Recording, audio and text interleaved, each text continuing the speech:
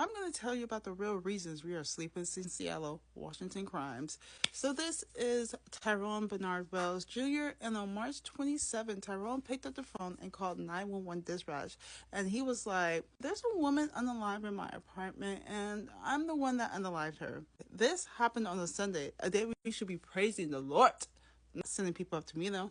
But I digress. So dispatch was like, okay, I'm gonna send a couple of officers out there to come and talk to you. But when police arrived, they're not sure what threw them off more. The fact that Tyrone was in the parking lot of his building waiting for them, or the fact that what might appear to be blood is on Tyrone's clothing. However, shortly after officers arrived, they will be placing Tyrone under arrest when they went into his apartment only to walk into a very bloody crime scene. They did indeed find a woman who was unalived, face down with major head trauma, and near her body was hatchet, bolt cutters, and broken bongo drums. With Tyrone officially being placed under arrest, they're going to bring him in to question him on what the hell happened here. Tyrone was speaking to officers. He informed them that the woman inside of his apartment was 32-year-old Ranndee Leann Rios, and that him and Ranndee met in 2017 when Tyrone moved from California to Washington. And Tyrone's actually kept his ass in California with that bullshit.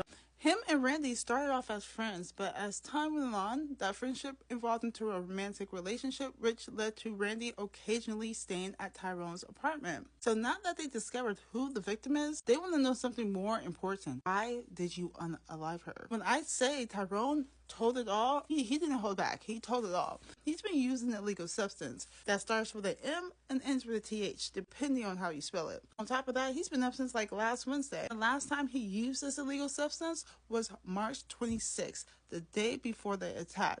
And that same day, he was reading the book of Quam. I'm not sure if I pronounced that right, but he was reading this. He said that the scriptures within it indicated to him that he needed to unalive Ranndee. Later on that night, he picked up the phone and invited Ranndee to spend the night with the full-blown knowledge that he was going to unalive her. Sadly, Ranndee did accept his invitation, at which point she left her home she shared with her mother in North Seattle, hopped the bus to Shoreline, Washington, where Tyrone stayed. When she got to Tyrone's apartment, they engaged in some adult time. Use your imagination, they had some adult time, and then afterwards, they decided to watch a movie. As they watched the movie, everything was perfectly normal to Ranndee. Nothing was out of the ordinary. Little did she know that Tyrone was struggling with the thoughts in his head on whether or not he should go through with his plan and unalive her. As the night went on, Ranndee eventually fell asleep during the movie, and Tyrone, well, he still struggled with those thoughts.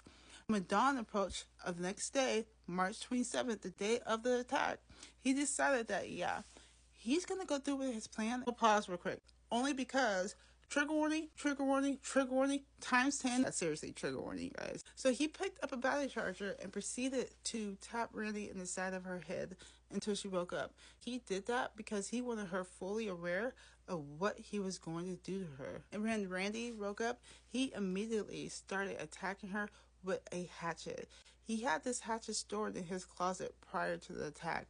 To add insult to injury, the hatchet that he's now making the unaliving weapon was the same hatchet given to him by Ranndee's own mother. This motherfucker's sick. After repeatedly striking Ranndee with the hatchet and failing to unalive her, he switched and picked up some bongo drums and proceeded to strike her over until the bongo drums broke. At that point, he grabbed a large set of bolt cutters and proceeded to strike her with that repeatedly until sadly she succumbed to her injuries. During this attack, he took brief pauses to force Ranndee to look back at him before continuing his attack on her.